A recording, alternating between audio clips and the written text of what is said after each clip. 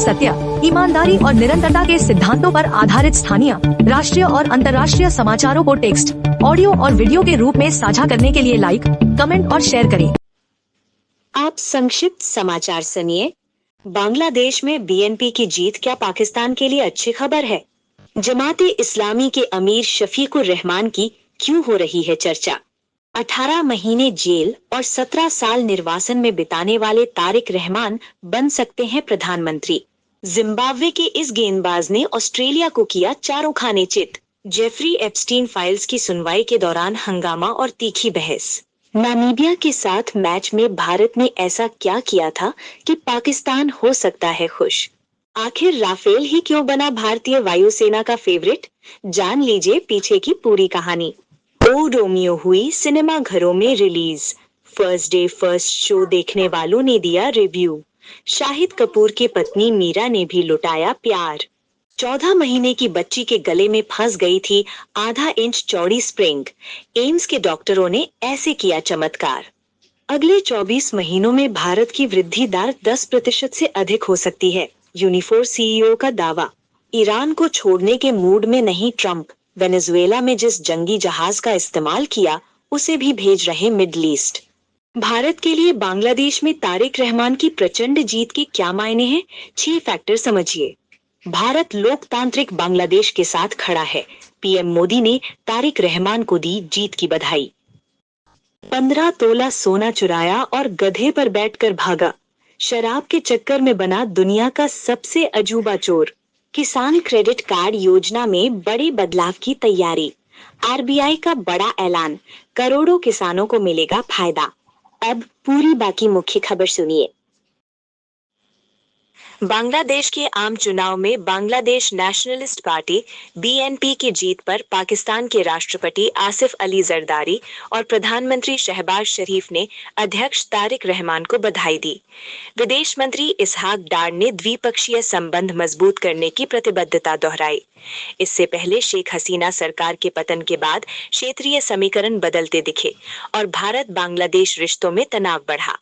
बांग्लादेश चुनाव में Bangladesh nationalist party भारी बहुमत की ओर बढ़ रही है, लेकिन जमाते इस्लामी के प्रदर्शन ने भी ध्यान खींचा है। जमात गठबंधन ने 77 सीटें जीती, जिनमें 68 सीटें अकेले जमात को मिली। 1 दशक से अधिक समय तक प्रतिबंध झेलने के बाद ये उसकी बड़ी वापसी है। कभी बीएनपी की सहयोगी रही पार्टी अब राष्ट्रीय राजनीति में फिर प्रभावशाली बनती दिख रही है। तारिक रहमान ने पहली बार संसदीय चुनाव में बांग्लादेश नेशनलिस्ट पार्टी बीएनपी का नेतृत्व करते हुए स्वयं भी चुनाव लड़ा। उनके नेतृत्व में पार्टी ऐतिहासिक जीत की ओर बढ़ रही है और वे संभावित प्रधानमंत्री माने जा रहे हैं। ये चुनाव ऐसे समय हुआ जब आवामी लीग को हिस्सा लेने की अनुमति नहीं थी, जिससे मुकाबले का स्वरूप बदला।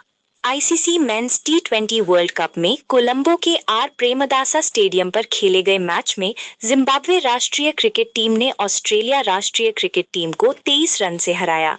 पहले बल्लेबाजी करते हुए जिम्बाब्वे ने 169 रन बनाए। जवाब में ऑस्ट्रेलिया 146 पर सिमट गई। तेज गेंदबाज ब्लेसिंग मुजरबानी ने 4 विकेट लेकर जीत में निर्णायक भूमिका निभाई। यौन अपराधी जेफरी एप्स्टीन से जुड़ी फाइलों की हैंडलिंग पर अमेरिकी कांग्रेस में सुनवाई हंगामेदार रही। अटॉर्नी जनरल पाम बॉन्डी ने न्याय विभाग का बचाव किया, जबकि डेमोक्रेट सांसद प्रमिला जयपाल और टेड लियू ने तीखे सवाल उठाए। सहयोगी गिलेन मैक्सवेल के जेल तबादले और सर्वाइवर की पहचान उजागर होने पर विवाद बढ़ा। साथ ही मिनियापोलिस गोलीकांड पर भी बहस हुई। टी20 वर्ल्ड कप में नामीबिया पर 93 रन की जीत के बावजूद भारतीय टीम की स्पिन गेंदबाजी के खिलाफ कमजोरी चर्चा में है। कप्तान जेरार्ड एरास्मस ने 4 विकेट लेकर भारतीय बल्लेबाजों को रोका। इससे पहले अमेरिका के स्पिनरों ने भी दबाव बनाया। 15 फरवरी को पाकिस्तान से कोलंबो में होने वाले मैच से पहले ये चिंता बढ़ी है, क्योंकि पाकिस्तान के स्पिनरों ने अब तक 13 विकेट लिए हैं। भारतीय वायुसेना ने फ्रांस से 1114 रफेल लड़ाकू विमान खरीदने का फैसला किया है, जिसे बड़ी रक्षा डील माना जा रहा है। अनुमानित लागत लगभग 3.25 अरब डॉलर बताई जा रही है। 18 विमान फ्रांस से फ्लाई अवे स्थिति में आएंगे, जबकि 96 भारत में मेक इन इंडिया के तहत बनेंगे। इसके अतिरिक्त 26 मरीन संस्करण भी खरीदे जाएंगे, जिससे वायु और नौसेना दोनों की क्षमता मजबूत होगी। ओ रोमियो सिनेमाघरों में रिलीज हो गई है।